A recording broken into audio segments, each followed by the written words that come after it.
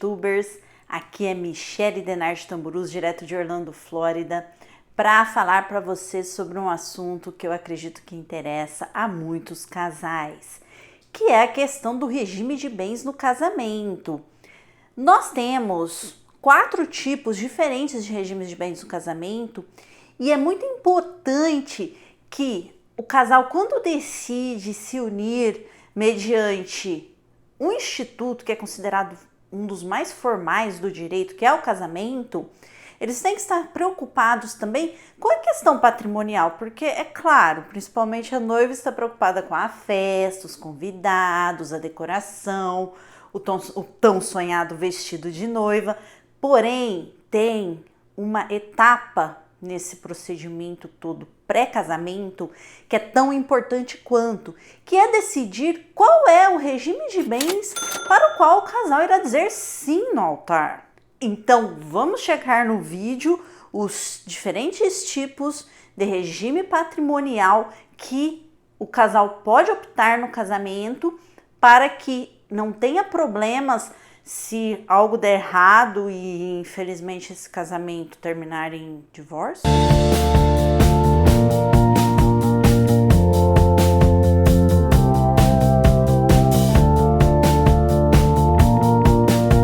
A importância em se definir qual é o regime de bens que vai se aplicar no casamento ocorre em função das situações que podem envolver quem é o membro desse relacionamento, qual o cônjuge que traz uma maior contribuição financeira para o casal. Porque por mais que as pessoas entendam o casamento como um vínculo afetivo, como um vínculo de reciprocidade relacionado a sentimentos de amor, consideração, respeito, alegria, é importante pensar também que se nessa situação de união ocorrer um problema durante esse período de casamento e eventualmente um ou os dois cônjuges entendem que eles devem cada um seguir seu caminho, como vai ficar a questão patrimonial? Como que vai ficar a divisão de bens?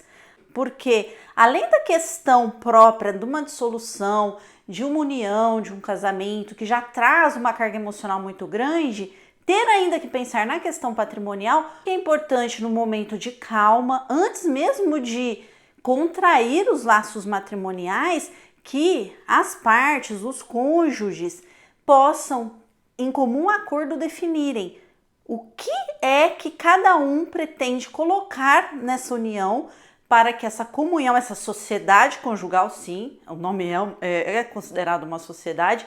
Quem é que vai contribuir com o que nessa sociedade conjugal em termos patrimoniais? Inclusive, um dos principais motivos que acabam sendo levados em consideração para que um casal entre em conflito e acabem se separando é a questão patrimonial. Nós temos 4 tipos de regime de bens para o casamento. São eles: comunhão parcial de bens, comunhão total de bens, também conhecido como comunhão universal de bens, separação total de bens e participação final nos aquestos. Importante que nós devemos ter atenção é que quando o casal decide qual regime de bens eles pretendem adotar, eles não estão escolhendo só qual parte do patrimônio vai ficar para quem, mas também qual parte das dívidas. Sim, geralmente nós temos o pensamento positivo no sentido de que o que está sendo questionado ou o que está sendo acordado ali é o patrimônio. O que eu tenho, o que você tem, o que é seu que vai passar a ser parte meu, o que é meu vai passar a ser parte seu, o que cada um vai manter que é a sua única parte, enfim. Mas não é só isso. Tem a questão das dívidas. Quando você diz que vai dividir um patrimônio, um resultado positivo, um ganho, essa divisão também vai se dar de maneira proporcional em relação às dívidas.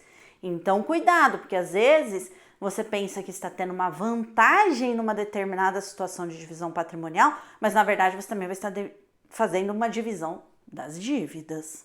A maioria dos casamentos são celebrados sob o regime de comunhão parcial de bens, que é aplicado quando as partes escolhem, por liberalidade, declarar que pretendem que seja adotado esse regime de bens, ou quando as partes deixam de mencionar. Às vezes, antigamente, os casais não declaravam e acabava omisso na própria certidão de casamento o regime de bens escolhido. Então, automaticamente já se aplicava o regime de comunhão parcial de bens. O que é menos usado é o regime de participação final de aquestos. E também é possível que durante o casamento seja alterado o regime de bens de casamento. Por exemplo, a Joaquina se casou com a Marieta. Elas definiram que o regime de bens do casamento delas seria de comunhão universal de bens. Porém, durante a vigência desse casamento, elas entenderam que o mais justo seria mudar o regime de bens para o regime de comunhão parcial de bens, para que as duas tivessem participação igualitária em relação ao patrimônio que estava sendo constituído pelo casal. Então, elas têm que necessariamente ir ao Poder Judiciário, têm que passar pelo crivo do juiz, o juiz tem que autorizar essa alteração de regime de bens, porque o juiz vai verificar a justificativa dessa alteração, que tem que ser motivada, tem que ter uma justificativa para isso, e garantir que não haja o prejuízo de direitos de terceiros, porque, como eu havia dito, quando a gente fala em separação de bens, comunhão de bens, etc., não é só a união do patrimônio, mas também quando a gente vai arcar com dívidas do outro cônjuge. Então tem a questão da dívida envolvida. Então, para evitar prejuízo a terceiros também. Mesmo que a gente considere que num caso assim, se elas decidiram migrar para um regime de comunhão parcial de bens, elas acabam também admitindo a divisão das dívidas do casal. Mas nós vamos ver tudo isso com detalhe quando nós falarmos do regime de comunhão parcial de bens. Quando nós falamos do regime de separação total de bens, é importante deixar claro que quando as partes que vão se casar decidem optar por esse regime, é importante que ela tenha um pacto antinupcial, que é esse pacto que vai trazer a relação de bens que cada um possuía antes do casamento e como que serão considerados os bens que forem adquiridos na constância do casamento durante essa união, mesmo que a gente fale sobre separação total de bens, porque existem julgados nos tribunais que têm considerado, mesmo que havendo um casamento sob esse regime, que não seria abrangente, ou seja, todo e qualquer patrimônio ganho durante a união por um só cônjuge ou por outro vai ficar livre da divisão. Depende do tipo de ganho. Então, se você deixou o seu pacto antinupcial sem essas informações ou simplesmente nem fez o pacto antinupcial, então você tem que prestar atenção que de repente algumas situações vão acabar sendo consideradas como direito do outro cônjuge de ter sim a partilha dos ganhos, mesmo que tenha se dado exclusivamente por um dos cônjuges. Então é importante esse pacto antinupcial e é obrigatório que ele seja feito mediante escritura pública, registrada. Porque se você só fizer como um contrato particular, um documento entre as partes que elas assinam, mas não registram, não dão força de escritura pública, também ela vai ser considerada inválida. E aí, o regime automaticamente que vai ser aplicado ali vai ser o regime de comunhão parcial de bens.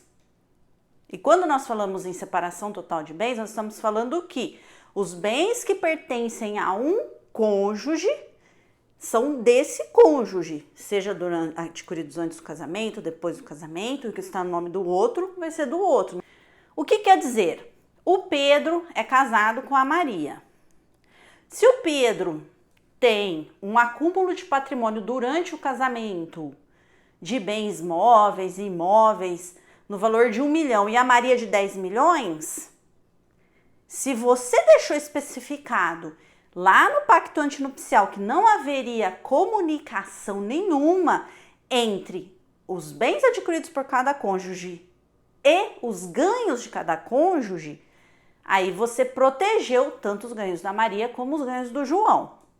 Mas se o Paulo se casou com o Joaquim, nessa mesma situação, o Paulo tem um patrimônio que ele acumula durante o casamento de 10 milhões e o Joaquim de 2 milhões, se eles não deixaram especificados lá atrás que cada parte ficaria para cada um dos cônjuges e não iriam se comunicar, vai ter que haver um reequilíbrio na distribuição desse patrimônio, considerando a contribuição financeira que cada um promoveu no ato em conjunto da convivência desse casal. No regime de separação total de bens ainda, tem umas situações que esse regime ele é imposto pela lei, ou seja, a lei obriga que as pessoas se casem sob o regime de separação total de bens, que são aquelas situações em que o casal depende de uma autorização judicial para o casamento, por exemplo, os menores de idade, e ainda aqueles que têm a idade de 70 anos ou mais.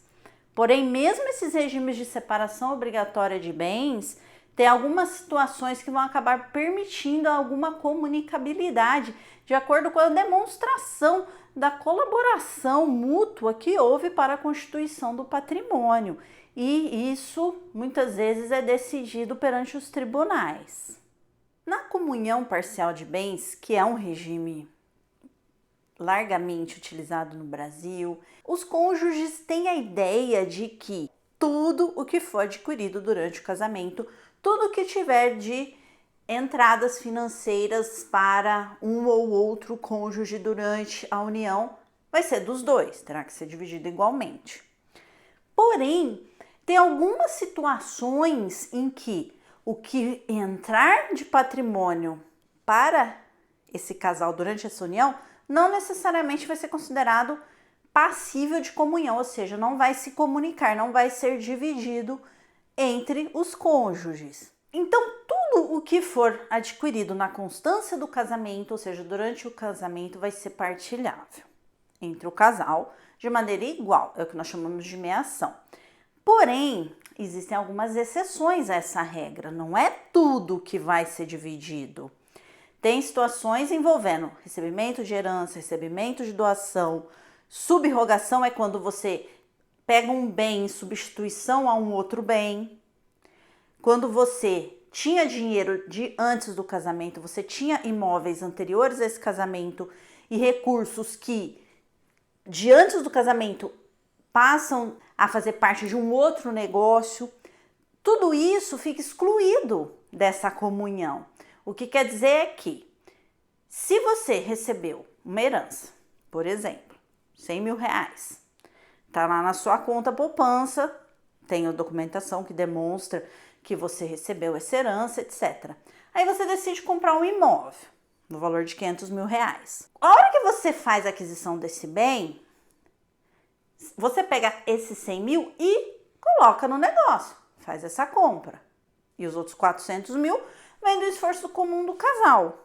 Porém, se você tem intenção de manter esses 100 mil como parte sua da herança, que não vai ser para ser dividido, no caso de uma dissolução do casamento, você tem que deixar isso escrito na escritura.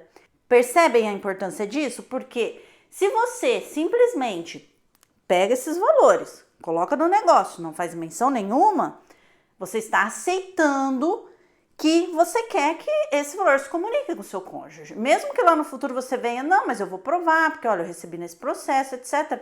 Pode vir a ser interpretado como uma intenção sua de fazer com que esses valores integrassem a união. Outra situação corriqueira nesses casos é quando a pessoa tinha um imóvel antes do casamento, vende esse imóvel e adquire um outro bem. Vendeu um apartamento de 100 mil reais e comprou outro apartamento de 100 mil reais. Se você não fizer a indicação que esse apartamento de 100 mil reais foi comprado com os recursos da venda do outro apartamento, que é aquele que você tinha antes do casamento, você não vai ter o direito ao valor total de 100 mil. Você vai ter que dividir a metade desse valor desse apartamento com o outro cônjuge. Ah, mas a lei fala que não comunica. Vejam, os tribunais têm entendido que quando você não faz essa ressalva, pode ser interpretado como uma forma sua de ter trazido isso para dentro da união. Como se você renunciasse a esse seu direito de incomunicabilidade. Então, vocês têm que ficar muito atentos a isso quando vocês fazem essas operações de vender coisas que você tinha antigas, patrimônio anterior ao casamento, e resolve adquirir outro patrimônio logo após o casamento, porque se você não fizer de maneira clara, demonstrando a sua intenção, que aquela parte daquele dinheiro era de um patrimônio particular seu, anterior ao casamento, que você pretende que assim continue, ou seja, sem a comunhão, você corre o risco de ser obrigado a dividir. E lembrando também que dívidas podem ser também consideradas meios de você ter que dividir com o seu cônjuge. Você não divide seu patrimônio, às vezes você tem que dividir dívidas. Lógico que dívidas anteriores ao casamento não, exceto se ficar provado que elas vieram a beneficiar o casal. Alguns bens que não se comunicam, seja no regime de comunhão parcial de bens, como no regime de comunhão total de bens. São eles os livros, que pertencem só a um dos membros do casal, os instrumentos de trabalho, os instrumentos profissionais, proventos, pensão desse cônjuge. Agora nós temos o regime de comunhão total de bens. Esse regime de bens foi muito utilizado até a década de 90, porque a partir de 1977, que surgiu os direitos à separação e divórcio, os casais não tinham perspectiva de separação, de possibilidade de separação.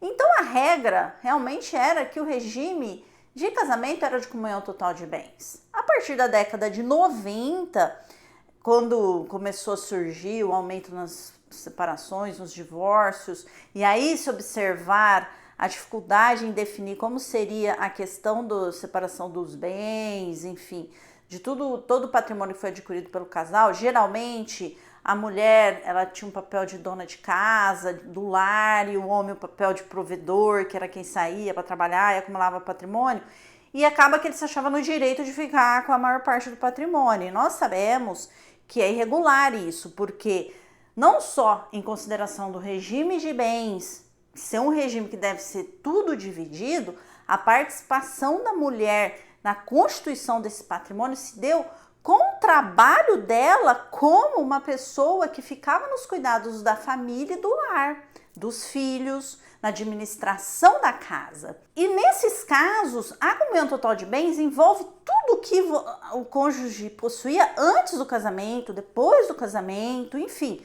Então, se eu chego no casamento com patrimônio de 10 milhões e o meu cônjuge com patrimônio de 1 milhão, depois de casado, o meu cônjuge vai adquirir metade do meu patrimônio e eu o dele, ou seja, eu vou ter 50% de 1 milhão e ele vai ter 50% de 10 milhões. Isso é o regime de comunhão total de bens. As dívidas também entram nesse sistema, lembrando que as dívidas também entram nesse sistema, mas também só quando foi feito em benefício do casal, nesse caso. Aí é parecido com o regime de comunhão parcial de bens. É importante destacar que no regime de comunhão total de bens, só não vai se comunicar os bens que foram recebidos, seja por sucessão, por doação, subrogação, ou mesmo doação de um cônjuge a outro antes do casamento. Isso pode acontecer se houver cláusula de incomunicabilidade, ou seja, para você não dividir esse patrimônio recebido, tem que ter cláusula que não vai haver a comunicação do patrimônio e, portanto, não vai ter que ser dividido no caso de uma dissolução de casamento. E por fim, nós temos aquele regime de bens que vocês devem pensar, mas que esquisito, eu nunca ouvi falar disso, eu sempre ouvi de regime de bens, regime comunhão parcial, separação total, até comunhão total de bens, porque meus avós eram casados assim. Vocês podem até pensar nisso e ficar, mas o que é essa participação final nos aquestos? Que tipo de regime de bens é esse? Aquestos, pessoal, são considerados rendimentos que aproveitam as duas partes, ou seja, valores que decorrem do trabalho, da atuação em conjunto, enfim. Então, é o resultado daquilo que foi construído pelo casal e colocado em nome do casal. Ocorre que, nessa questão de participação final dos aquestos, o que fica em nome de um cônjuge, seja bem imóvel, móvel, desde que demonstrado que veio antes do casamento e que ou foi comprado durante o casamento, mas por um só dos cônjuges, ele tem que ter o documento que prove isso, senão vai entrar na apuração do aquesto, enfim. Então, são situações em que os cônjuges vão ter o que é chamado patrimônio próprio, ou seja, o Robson vai ter o seu patrimônio próprio, seja de antes do casamento, seja o que ele adquiriu durante o casamento.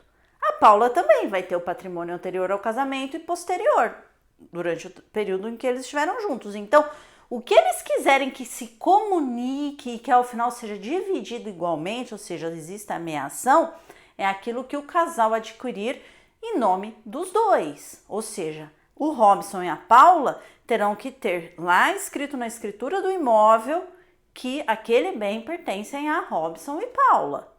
Porque se estiver só no nome do Robson ou só no nome da Paula, vira patrimônio particular próprio de um só dos cônjuges e aí não vai poder integrar o aquesto.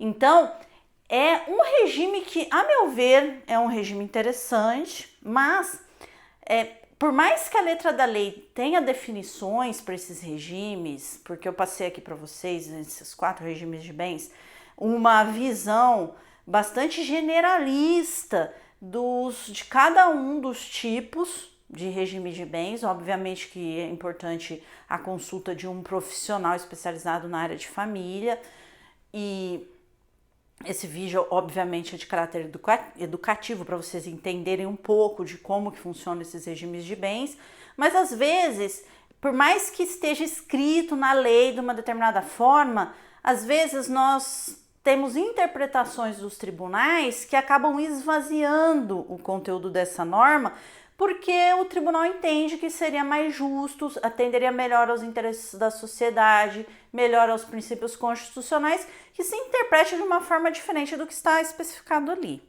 Então, por isso que é sempre importante vocês terem um acompanhamento profissional. Eu acredito que mesmo quando a gente fala em casamento, às vezes é difícil, às vezes alguém pode falar, mas como que eu posso chegar pro meu futuro marido ou minha futura esposa e dizer que nós temos que pensar que tipo de divisão de bens nós vamos ter? Veja, se existe amor, compreensão, carinho e afeto nessa relação, e se os dois estão dispostos a entrar nesse mesmo barco e remarem, às vezes até contra a correnteza, eu acredito que não deveria ser uma conversa difícil de se ter antes do casamento. Então, por aí eu acho que é importante que as pessoas, os casais, tenham em mente que eles devem poder se comunicar de uma maneira livre, de uma maneira cordata entre si antes do casamento. Porque quando existe o casamento, existe uma união de vontades para um determinado fim, que é de constituir uma família. A partir do momento que você tem uma união mediante casamento de 2 pessoas, você tem uma família. E a partir daí pode ser que se decida ter filhos, não ter filhos. De qualquer forma, o importante é que se tenha consciência de que se pretende que essa união seja longeva, tenha duração para sempre. Não é algo de que vamos casar e ver no que dá. As pessoas têm que ter mais responsabilidade nas suas escolhas. E eu acredito que uma conversa sobre questões patrimoniais já é o primeiro passo para essas pessoas saberem se realmente é aquilo que elas querem fazer, se é aquela pessoa com quem elas querem conviver, se é com aquela pessoa que elas querem estar nos momentos não só bons, mas ruins também, porque a vida não é foto do Instagram, né? Não é TikTok, não é nada disso. A vida, ela é bem mais complicada. Então as pessoas têm que começar a entender que a existência nossa, enfim, em sociedade, não passa por uma tela de smartphone ou de TV, nada disso. Passa na nossa frente, na nossa janela, enfim. Então, é importante as pessoas passarem a olhar para dentro de si e para dentro do outro, mais do que pelas aparências, né? E terem relações mais duradouras e procurarem, sim, a ideia de que é importante, às vezes, você procurar se colocar no lugar do outro e ver o que faz o outro infeliz, não só o que faz você uma pessoa infeliz, né? Às vezes você pensa que as situações estão sendo complicadas na sua vida, mas você deixa de olhar a vida daquela pessoa que você prometeu amar, respeitar, cuidar, enfim. Então, eu acho que promessa é algo muito importante. Eu sei que tem havido uma banalização de questões referentes à fidelidade, lealdade, promessas, mas você quer fazer uma sociedade melhor? Cumpra a sua promessa. Simples assim. Você prometeu algo para um amigo, para um cônjuge, para um companheiro, para um familiar? Cumpra. Você quer uma sociedade mais justa, mais igualitária, mais adequada? Então, comece no seu pequeníssimo núcleo. Cumpra a sua promessa. Se você cumprir sua promessa, você já vai estar contribuindo enormemente para a sociedade. Eu sei que é bem mais fácil colocar nas mãos do outro a responsabilidade. Não, a culpa é do governo, é culpa do sistema, é culpa... Quer dizer, mas e a minha culpa em tudo que está acontecendo?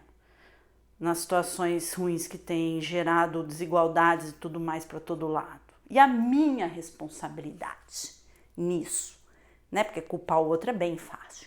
Então, quando a gente, desculpem essa licença que eu tomei para falar das questões patrimoniais do casamento, mas é importante porque você está buscando justamente definir uma situação simples ali entre duas pessoas. E se você pensa que isso é difícil, então eu acho que você tem que, inclusive, repensar o seu casamento. Se você não consegue sentar com uma outra pessoa em pleno século, milênio, né?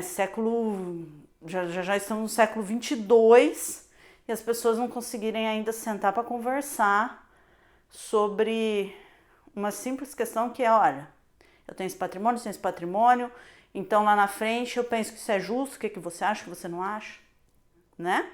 Eu agradeço por vocês terem assistido o vídeo, estamos crescendo em nosso número de inscritos, nós somos mais de 1000 e por isso que eu peço a vocês que continue colaborando para que nós possamos produzir esse conteúdo de caráter informativo, para que vocês tenham mais conhecimento sobre diferentes situações que podem impactar no seu dia a dia. Por isso que curtir, compartilhar, se inscrever sempre ajudam a podermos continuar promovendo esse conteúdo e distribuindo conhecimento a todos os que estão interessados em construir uma sociedade mais justa.